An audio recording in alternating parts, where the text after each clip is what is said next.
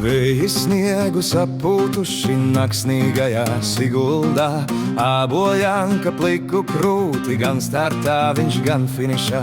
Lukturīši gaismu rāda sniegotajās staciņās, kājas slīd, bet visi skraida krāsainās jaciņās.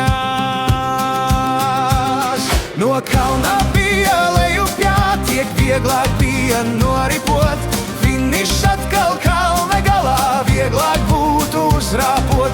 Tie, kas ziemas nebaidās, sapulcējās Siguldā, skaisti dienu pavadīt un par dzīvi pasmaidīt.